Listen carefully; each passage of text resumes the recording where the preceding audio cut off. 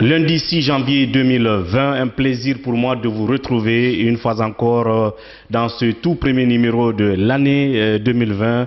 Vous le savez évidemment, l'émission Café Débat qui donne la parole à ceux qui veulent l'apprendre en vue d'impacter l'opinion. D'ores et déjà, je vous souhaite bonne et heureuse année 2020. Et avec un plaisir et beaucoup plus d'engagement, je vous retrouve pour continuer à donner la parole à tous ceux évidemment qui souhaitent l'apprendre dans cette émission Café Débat.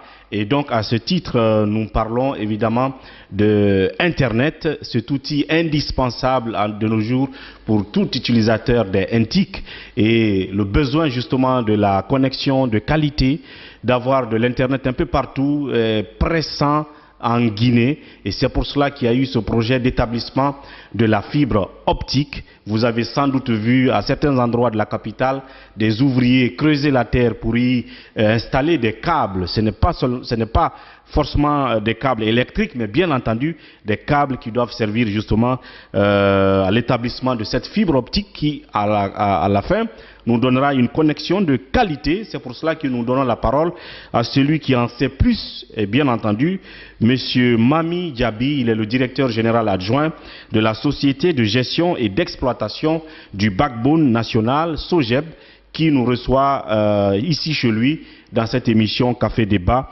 Monsieur Diaby, une fois encore, merci de nous recevoir ici. Bonjour Monsieur Diallo et merci de m'avoir invité. C'est ma deuxième fois. Absolument. Donc voilà, et c'est un réel plaisir. Et je vais profiter de l'occasion, si vous le permettez, pour présenter tous mes voeux de nouvelle année.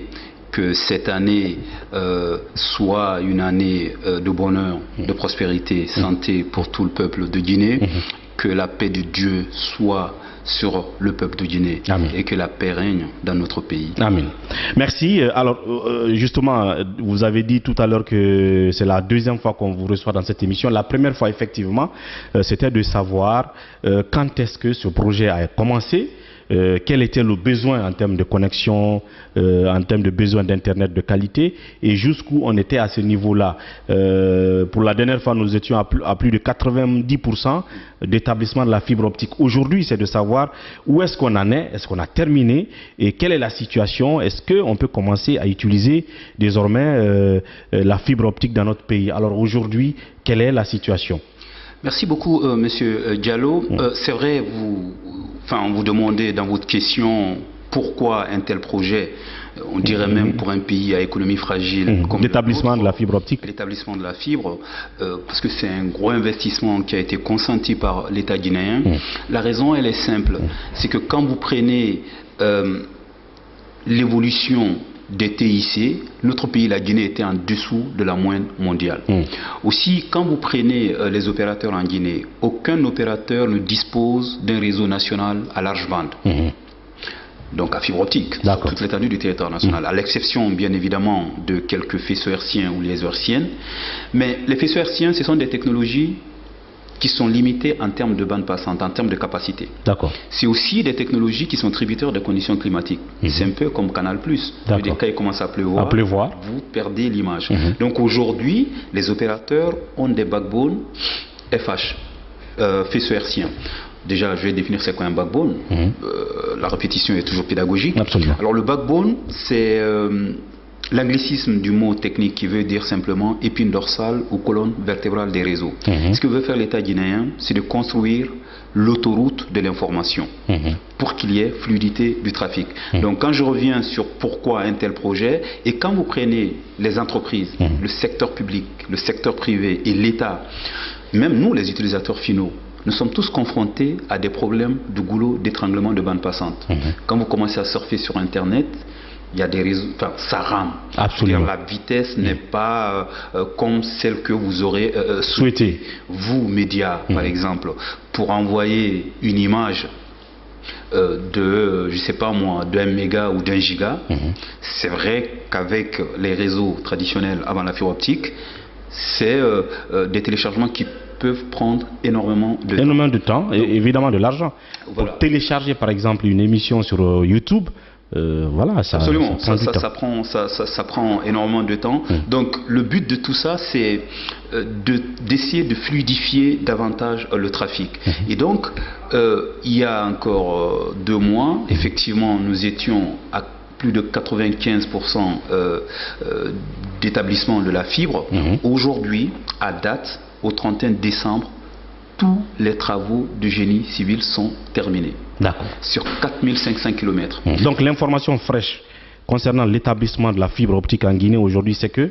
Le projet, dans sa première phase, c'est de déployer 4500 km sur toute l'étendue du territoire national qui, en fait, le projet consiste à couvrir toutes les 33 préfectures de la Guinée et plus de 48 localités d'importance régionale du pays. Quand je parle d'importance régionale du pays, c'est par exemple Kamsar, qui n'est pas une préfecture, qui est une localité d'importance régionale. Sangaredi, c'est une zone minière qui n'est pas une préfecture, mais qui est une localité d'importance régionale. L'Hérault, vers Sigiri. Donc, le projet, le but, c'était de couvrir les 33 préfectures de la Guinée et plus de 48 localités d'importance régionale du pays. La distance, 4500 km, donc à date, les 4500 km sont déployés. D'accord. Donc c'est comme si on construit une autoroute, on vous dit aujourd'hui, la route, elle est prête à être utilisée. D'accord. Voilà, donc 4500 km de fibres déployées sur toute l'étendue du territoire national. Le génie civil, c'est la partie la plus contraignante, qui consiste en fait à ouvrir des tranchées, poser les câbles, déblayer, compacter, mettre les grillages avertisseurs. Vous savez, les grillages avertisseurs servent par exemple à détecter qu'il y a une infrastructure souterraine à ce niveau-là. Vous savez, dans les économies modernes aujourd'hui, on peut déployer des infrastructures électriques souterraines, comme on appelle hydrauliques souterraines, mais aussi des infrastructures de télécommunications. Donc, la bonne nouvelle, c'est que nous avons déployé notre backbone national aujourd'hui à hauteur de 100%. D'accord. Voilà. Nous sommes maintenant en train de travailler pour interconnecter les opérateurs. Parce que nos clients potentiels, ce sont les opérateurs de réseau. Nous n'allons pas aller chercher chaque Guinéen chez lui, les 12 millions de Guinéens. Quand vous dites opérateurs de réseau, c'est-à-dire les entreprises? Les opérateurs de réseau, c'est-à-dire c'est les opérateurs de réseau mobile, les fournisseurs d'accès à Internet, oui, bien évidemment, des PME, des petites et moyennes entreprises, parce que on ne veut pas faire de la concurrence déloyale aux opérateurs. Nous leur avons dit que nous sommes dans un secteur qui est stratégique, nous sommes dans un secteur qui est porteur de croissance. L'État a investi pour mettre en place une infrastructure de télécommunications. La stratégie de l'État, c'est la souveraineté des infrastructures stratégiques, des infrastructures structurantes, performantes, comme une infrastructure de télécommunication. Donc si nous disons à ces opérateurs-là que c'est à l'État de déployer l'infrastructure, nous ne voulons pas aller sur leur segment aussi pour leur faire de la distribution. Exactement, dans la distribution détaillée en quelque sorte. Merci. Nous ne ferons pas de la distribution en détail, nous ferons de la distribution en gros. C'est très important de revenir sur le fait que, effectivement, la première phase de ce travail d'établissement de la fibre optique est arrivée à terme aujourd'hui. Parce qu'effectivement, les gens se demandaient, oui, le gouvernement, même le président de la République a suffisamment parlé de fibre optique qui nous permettrait d'avoir la connexion de qualité, n'est-ce pas, comme les autres pays. Et qu'en est-il aujourd'hui? La nouvelle est que la première phase est terminée. On a fini donc d'établir, de poser donc les câbles. Mais un peu une question de profane, de quelqu'un qui ne connaît pas. Par exemple, comment est-ce que c'est arrivé à l'intérieur? On sait qu'à Conakry, ici, par exemple, on déployait des câbles sous terre.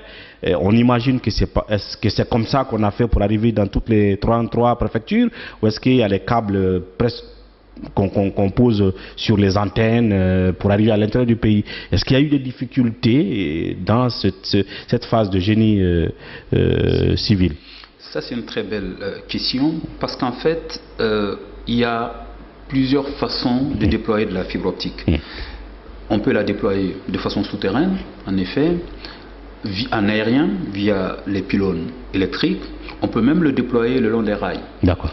Mais quand vous gérer un projet de cette envergure, il y a certaines questions existentielles qu'il faut se poser, bien évidemment. C'est-à-dire qu'il faut prendre la configuration du pays, donc l'existant, et vous essayez d'agréger votre projet à l'existant. Qu'est-ce que je veux dire par là?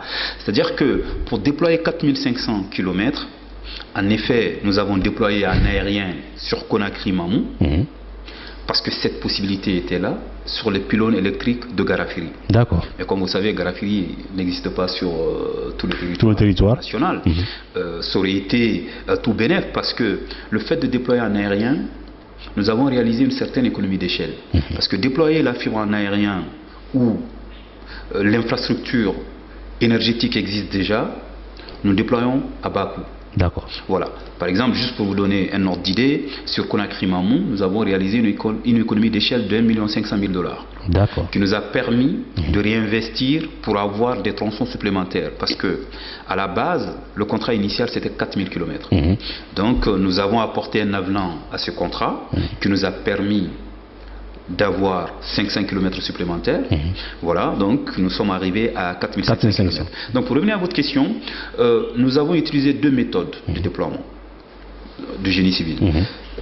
Un souterrain, le deuxième modèle c'est en aérien, sur Conakry-Mamou. La distance c'est à peu près 220 km. Et tout le reste c'est souterrain. Bien. Donc vous imaginez, c'est quelque chose qui n'est pas facile, c'est un travail assez contraignant. La chance qu'on a eue, c'est que nous avons fait intervenir un petit peu la population. Comment? Nous, la stratégie, c'est de créer de l'emploi, mais localement. La stratégie a consisté à aller voir les autorités locales en leur expliquant déjà l'intérêt du projet, et qu'ils mettent à notre disposition une liste de jeunes potentiels qui veulent travailler sur les chantiers. D'accord. Donc, on a dit aux sous-traitants, donc aux fournisseurs déjà qui est Huawei, de dire à ces sous-traitants, quand ils se rendent dans une localité, qu'ils rencontrent les autorités locales et que ces autorités locales mettent à leur disposition des jeunes potentiels qui veulent travailler sur les chantiers. Parce que nous ne voulons pas, en quelque sorte, je veux dire, aller prendre des jeunes d'une localité vers une autre, alors que nous voulons créer la richesse localement. Absolument. Une richesse qui est créée localement, elle sera partagée localement. Ça a été un peu le contenu local du backbone, en quelque sorte. Absolument. Alors, c'est bon, la nouvelle, elle est intéressante. Maintenant, la phase 2, elle consistera à quoi concrètement? Comment est-ce que tout ça va se gérer ici à Conakry? Parce que l'Internet de qualité, les populations en ont besoin, mais aussi, comme vous l'avez dit, les opérateurs. Comment est-ce que ces opérateurs vont pouvoir se brancher sur la fibre optique? Et ça serait à partir de quand? Et comment est-ce qu'eux aussi vont redistribuer maintenant cette fibre optique pour que les utilisateurs, les particuliers que nous sommes, qui sont utilisateurs de la téléphonie, et donc pouvons aussi avoir l'effet de cette fibre optique? C'est la question principale, et ce sera dans la deuxième partie tout à l'heure dans cette émission. Et en substance, nous irons quelque part dans les salles techniques où nous verrons les dispositions, les dispositifs de contrôle, de visualisation du réseau, on va dire, de la fibre optique sur le territoire national. Juste après la petite pause.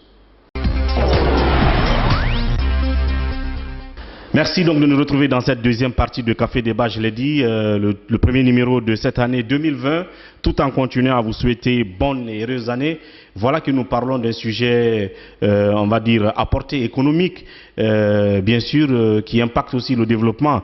Il s'agit de l'Internet dont on a besoin de la qualité, vous le savez. Il ne serait-ce que les utilisateurs de téléphonie aujourd'hui se plaignent de la nature de connexion qu'ils ont. Donc c'est le but de l'établissement de la fibre optique. Certains disent que le projet a pris du temps. On n'entend pas parler presque du projet. Et c'est le but donc de cette émission aujourd'hui de savoir qu'en est-il de l'établissement de la fibre optique. Et vous avez entendu la nouvelle, c'est que la première phase est terminée. Ils ont fini de déployer la fibre. Maintenant, la deuxième phase, s'il y en a, et peut-être une troisième, en tout cas la deuxième consistera à quoi exactement et concrètement? La deuxième consistera à interconnecter les opérateurs. Et, grosso modo, la deuxième phase consistera à permettre aux utilisateurs finaux que nous sommes de profiter de cette infrastructure. Et comme je disais, c'est que nous n'allons pas aller chercher les 12 millions de Guinéens chez eux, c'est aux opérateurs d'aller faire ce qu'on appelle du FTTH par exemple, de la fibre jusque dans les foyers. En anglais, c'est Fiber to the Home, qui consiste en fait, d'aller installer des boîtiers dans les foyers pour faire ce qu'on appelle le quadruple play, ce qui permet de faire l'internet, la téléphonie fixe, ça n'existe pas dans notre pays. Ah oui. Donc la téléphonie fixe qui a disparu depuis depuis longtemps. Parce qu'on avait occulté dans le passé la mise en place des infrastructures structurantes. On ne peut pas avoir de la téléphonie fixe sans infrastructure. Et c'est ce retard qu'on est en train de rattraper. Vous voyez ce que je veux dire? Donc, ça permettra aux opérateurs justement de déployer ces quadruple play. Donc, je disais, c'est l'Internet, c'est-à-dire il y a une boîtier chez vous comme votre boîtier Canal, mais dans lequel vous ne faites pas que la télé, parce que Canal aujourd'hui ne vous propose que la télé, dans lequel vous faites la télé, l'Internet, la téléphonie et la radio. D'accord. Et même pour vous les opérateurs de médias, une infrastructure comme celle-ci, par exemple, quand on prend Gangan TV ou Gangan Radio, vous n'émettez pas sur toute l'étendue du territoire national.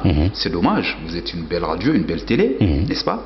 Avec cette infrastructure, elle vous permettra de mettre en place par exemple ce qu'on appelle des web radios, des web TV, qui sera accessible sur toute l'étendue du territoire national. Donc ça vous permettra d'informer, en tout cas, de couvrir un grand nombre de populations sur l'étendue du territoire national. Absolument. Donc la deuxième phase va consister à interconnecter les opérateurs. Quand on interconnectera les opérateurs, nous serons un opérateur de, comment on appelle, de gestion, un opérateur des opérateurs, ou encore opérateur d'infrastructure, c'est-à-dire que les opérateurs mobiles seront nos clients potentiels. Nous allons mettre à leur disposition la capacité.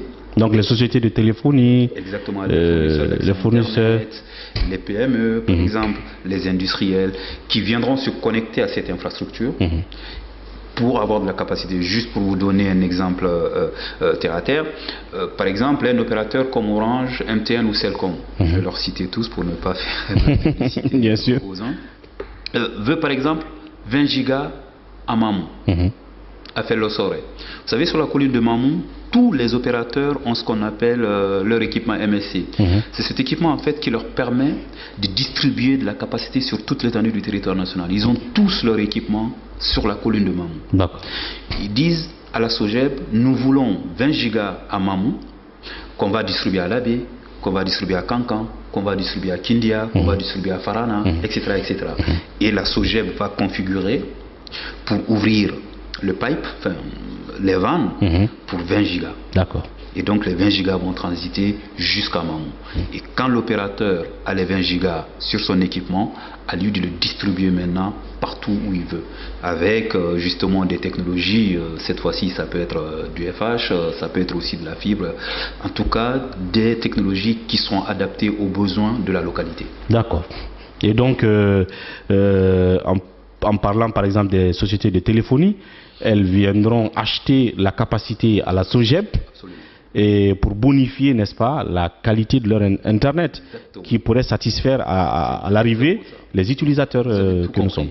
C'est-à-dire qu'aujourd'hui, c'est comme si vous êtes sur une route, c'est bouchonné, c'est embouteillé. Vous voyez?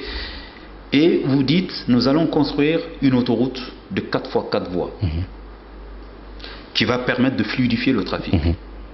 Cette route est différente de votre autoroute 1x2 voies, enfin 2x2 voies aujourd'hui qui existe, mais qui est bouchonnée. Donc vous allez construire une autre de 4x4 voies. Et ça permettra aux automobilistes de passer sur cette nouvelle route. C'est le même principe.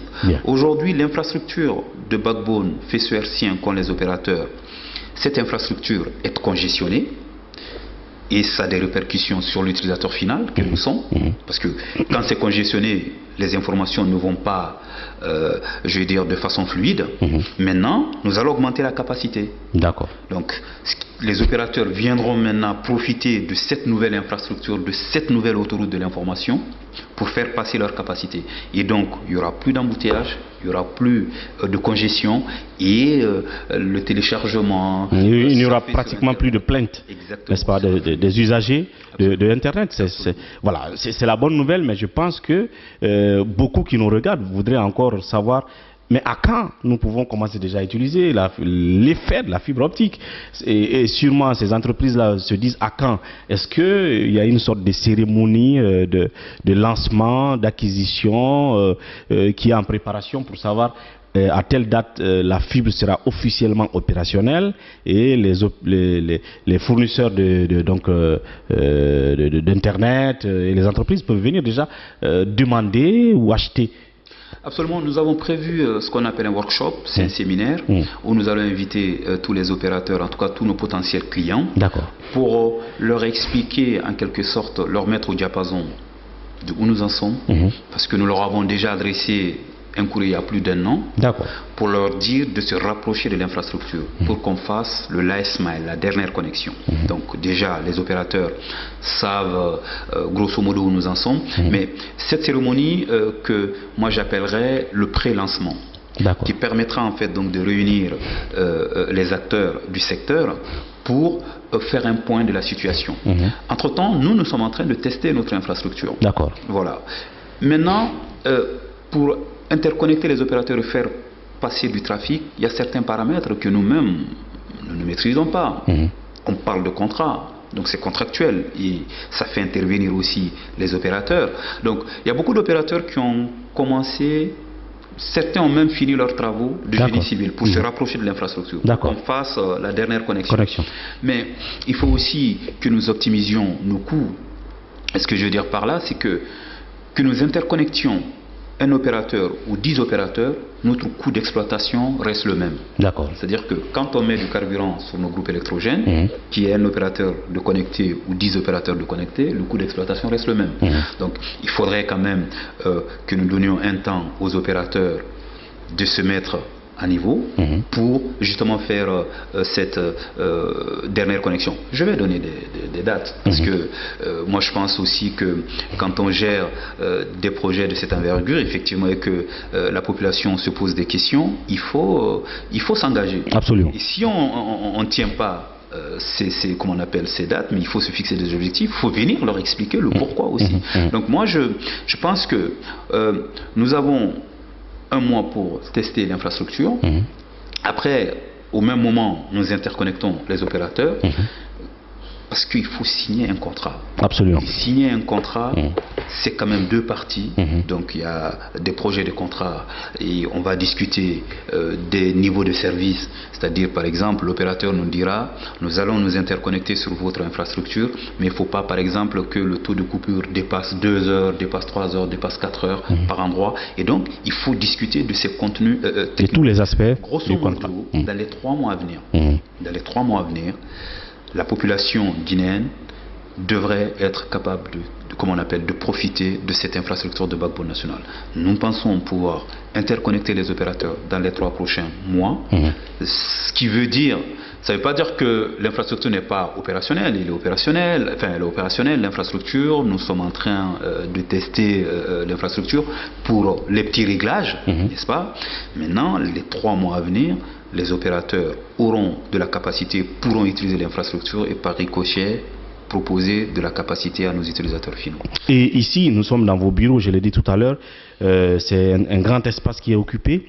Est-ce que c'est à partir d'ici que vous avez le tableau de tout le circuit, n'est-ce pas, tout le réseau à l'intérieur du pays?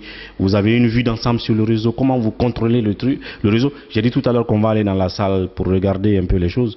À ce niveau, tout est prêt ici aussi, si on peut appeler ici centre de contrôle, est-ce que tout est prêt? C'est exactement ça, c'est le centre de commandement, ou en anglais c'est NOC, Network Operating Center, c'est le centre d'opérationnalisation du réseau. C'est-à-dire que depuis Kipé, nous aurons une vue sur l'ensemble du territoire national. Si vous avez vu dans mon bureau, il y a 4 écrans qui sont ici. Depuis mon bureau, j'ai une vue sur l'ensemble de l'infrastructure. C'est-à-dire que quand il y a une panne par endroit, depuis mon bureau, je suis informé. Et aussi, il y a une salle NOC qui est au rez-de-chaussée. C'est une salle où il y a 12 écrans de 55 pouces superposés les unes sur les autres. C'est, comment on appelle, ces images-là, ces écrans-là nous permettront de monitorer l'infrastructure, c'est-à-dire avoir une vue aussi sur l'ensemble du réseau. Et c'est une salle qui sera opérationnel 24 heures sur 24, 7 jours sur 7. C'est-à-dire qu'on aura une équipe qui se relaie 3 fois 8, c'est-à-dire 3 équipes par jour, qui vont se relayer au fur et à mesure. Eux, ils sont là pour monitorer le réseau. Quand il y a une panne, tout de suite, nous sommes informés, nous mettons des équipes en place. Il y a des équipes régionales aussi. Par exemple, quand la fibre est coupée à Zérékoré, nous n'allons pas... Automatiquement, le signal sort sur l'écran. Voilà. Et donc, nous, il faut qu'on ait des équipes sur place, là-bas, parce que nous n'allons pas prendre des gens à Conakry le temps de trajet pour aller jusqu'à Zérékoré.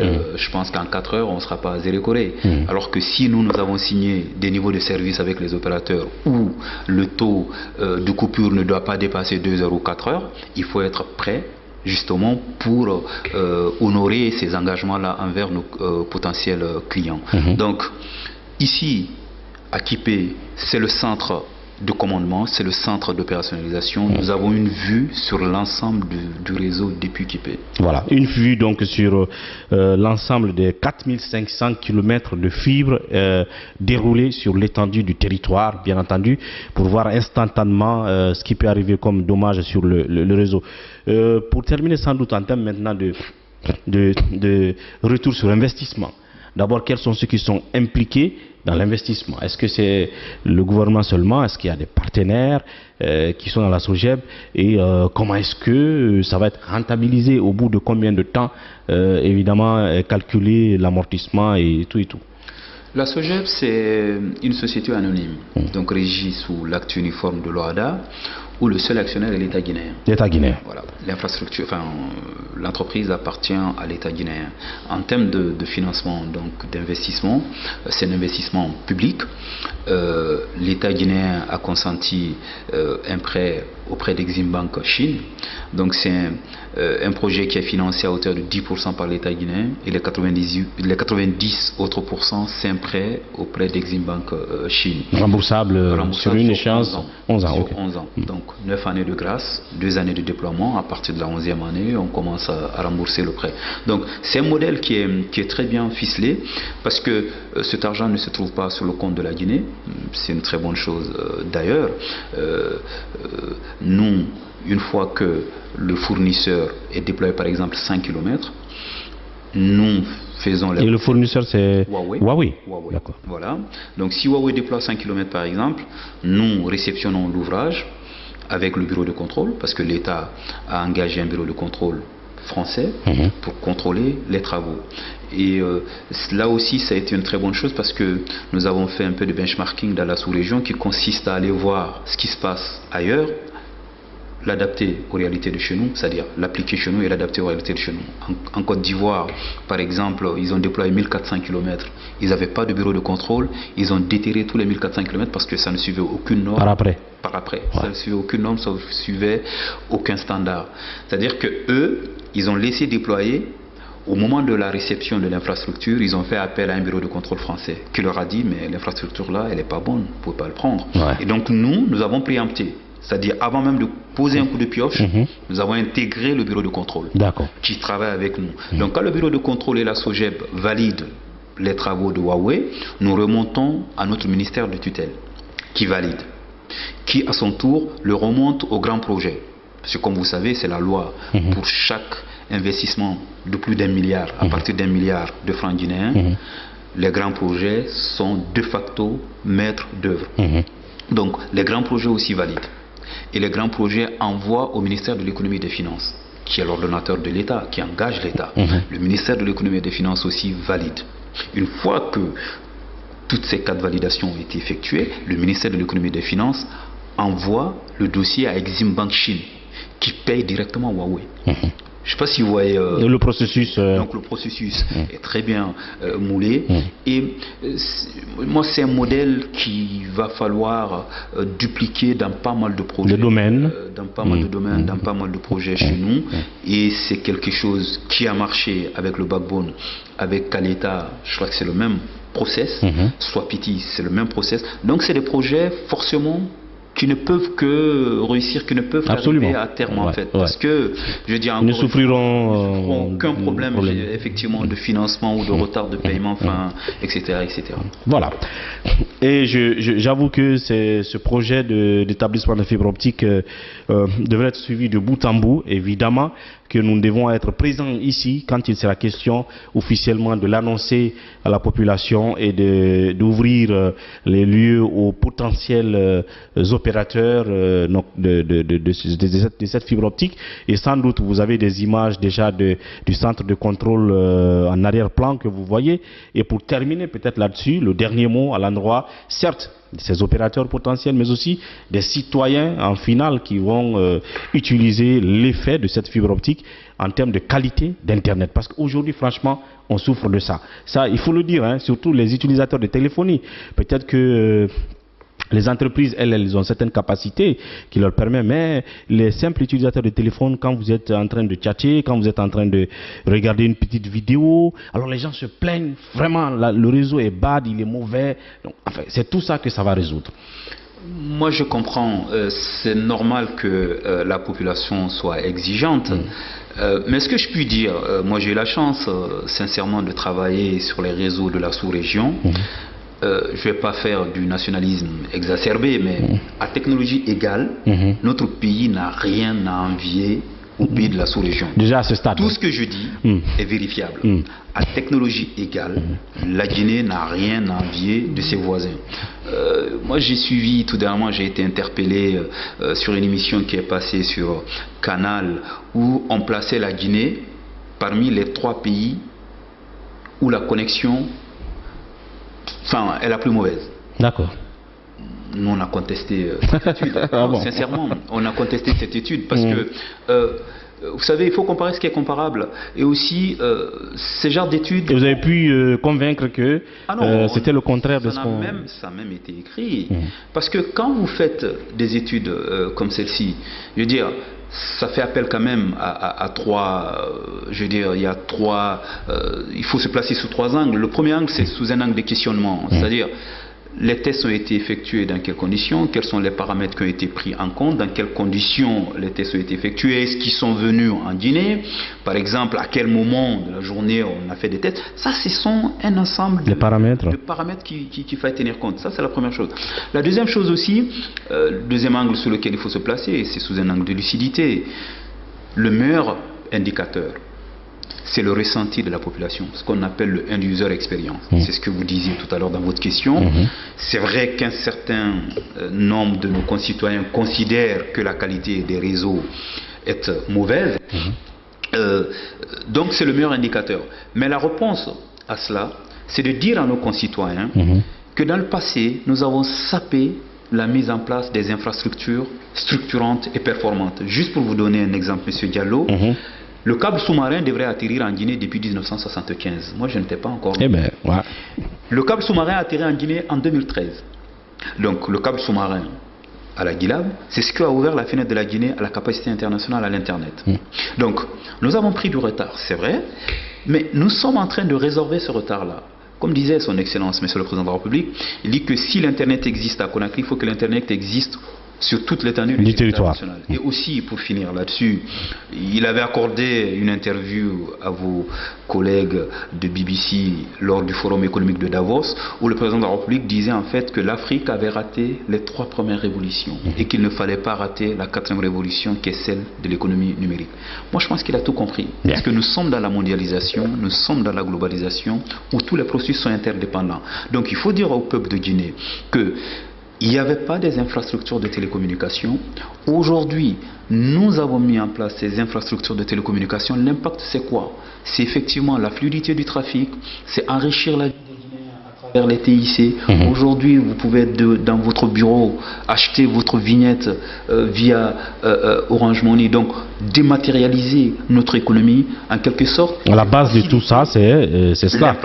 L'infrastructure. La base de tout ça, c'est l'infrastructure. Et celle-ci nous manquait drastiquement dans notre pays. Je retiens que dans 3 mois, on devrait se rencontrer.